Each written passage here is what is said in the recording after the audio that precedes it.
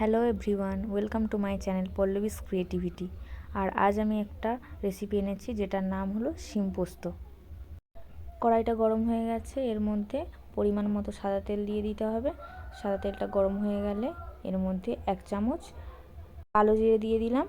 এবার চিড়ে রাখা কাঁচা লঙ্কা 4-5টা দিয়ে দিলাম। তারপর যে কাটা শিমগুলো ছিল 2 টুকরো 3 টুকরো করে, সেগুলো দিয়ে ভালোভাবে নেড়ে নিচ্ছি।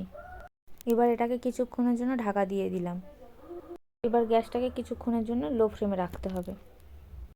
3 থেকে 4 মিনিট পরে ঢাকা খুলে দেখলাম যে শিমটা ভাজা ভাজা হয়ে গেছে। এর মধ্যে স্বাদ মতো লবণ এবং 1 চামচ হলুদ গুঁড়ো দিয়ে ভালোভাবে নেড়ে নিতে হবে। এবার 15 থেকে 20 গ্রাম মতো পোস্ত আমি বেটে নিয়েছিলাম, সেটা দিয়ে দিলাম। দিয়ে ভালোভাবে একটু নাড়াচাড়া করে আর সামান্য জল দিয়ে ঢেকে কিছুক্ষণের জন্য রেখে দিয়েছিলাম।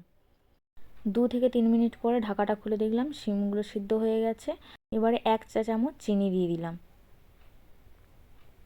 চিনি দেওয়ার পরেও আরেকটু ঝোলটা ফুটিয়ে নিলাম।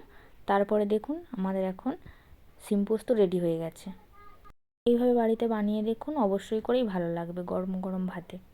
ভিডিওটি ভালো লেগে থাকলে লাইক, কমেন্ট, শেয়ার এবং সাবস্ক্রাইব করে দেবেন। অসংখ্য ধন্যবাদ।